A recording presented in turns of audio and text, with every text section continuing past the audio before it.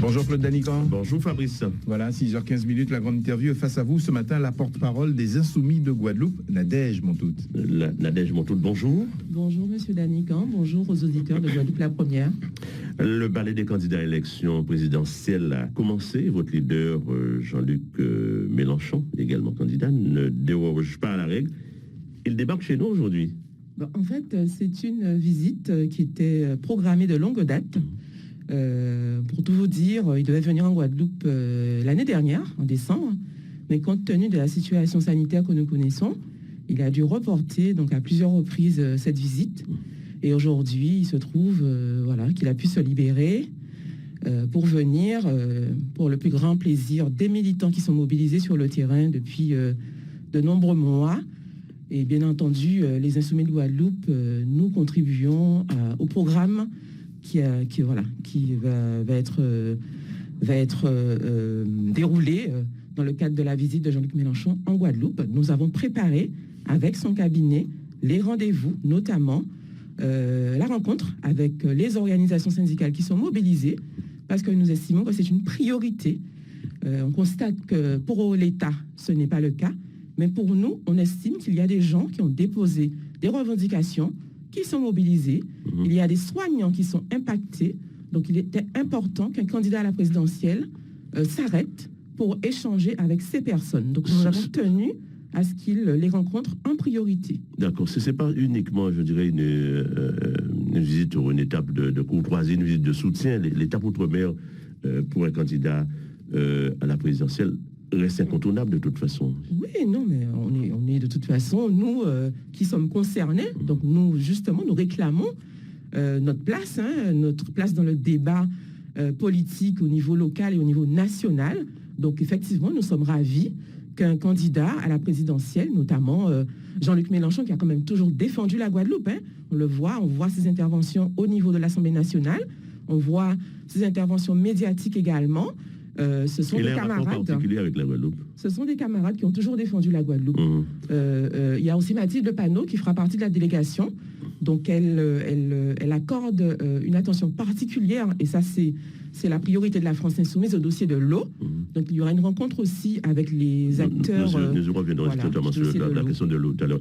Depuis quelques jours, vous préparez, vous l'avez dit activement, sa venue. Vous voulez vraiment faire foule au meeting et l'impressionner, c'est ça? Non, mais ce sont les militants, en fait, qui sont ravis, galvanisés par sa présence et par sa candidature, puisqu'on l'espérait, cette candidature, et ça se concrétise aujourd'hui. Il reste sur votre tribune, c'est ça? Voilà, en fait, c'est quelqu'un qui sait, qui comprend, en fait, les réalités des populations, notamment celles qui sont les plus, on va dire, malmenées par le système actuel, le système inégalitaire qui creuse finalement les injustices, enfin qui génère des injustices. Et c'est vrai que Jean-Luc Mélenchon, c'est quelqu'un qui sait, qui arrive à comprendre en fait ce que ressentent ces populations qui sont mises à l'écart, en quelque part, d'un certain système capitaliste. Certains candidats ont une vision de la Guadeloupe depuis la France, qui n'est pas forcément en adéquation avec la réalité du terrain. A-t-il sollicité votre contribution? Tient-il compte de vos avis, recommandations pour construire son projet? Justement, c'est ce que je disais tout à l'heure, nous avons élaboré le programme. Pas de sa venue ici, mais c'est un programme général. Oui, mais nous avons mis en place un groupe de travail, notamment avec la Martinique, la Guyane, la Réunion, donc les Outre-mer, l'ensemble des territoires, pour pouvoir élaborer l'aspect Outre-mer du programme de la France Insoumise. Donc c'est nous qui avons envoyé les contributions pour que l'aspect Outre-mer soit mis en avant au niveau du programme qui sera défendu par Jean-Luc Mélenchon, donc l'avenir en commun, qui sera défendu lors de la campagne présidentielle. C'est sur quoi allez-vous insister dans vos propositions? Sur quoi avez-vous? Alors, le dossier de l'eau, c'est une priorité. Pour nous, c'est une évidence. Il y aura le dossier de l'eau, bien entendu, le dossier du chlordécone. On sait que la santé, c'est un problème qui revient au devant de la scène, mais que nous avions déjà mis en avant depuis 2017. Lors de la précédente campagne, et puis tout au long de la mandature. Il faut dire que pendant toute la mandature qui vient de s'écouler, on a défendu un certain nombre de thématiques. Nous avions déjà alerté par rapport à ce problème de santé publique lors de la grève au CHU, la grève des personnels du CHU de 2018, après l'incendie. Et on constate que finalement, il n'y a pas eu d'éléments correctifs, il n'y a pas eu d'amélioration finalement des conditions de travail, des conditions d'accueil des patients et des usagers. Et donc, on n'est pas étonné de la crise qui sévit aujourd'hui au niveau de la santé en Guadeloupe. Sur la question de l'eau, vous l'avez dit, vous avez insisté sur cette question-là, il a saisi la défenseur du droit. C'est un dossier visiblement qui le tient à cœur. Oui, non, mais on constate que malgré la création du SMO, il n'y a pas eu d'amélioration de l'accès à l'eau au niveau des robinets des Guadeloupéens. Donc, on continue sur notre lancée jusqu'à ce que le problème soit résolu définitivement. Voilà. Il faut peut-être, c'est vrai que on peut être patient concernant ce dossier-là, mais il faut peut-être laisser le temps au temps.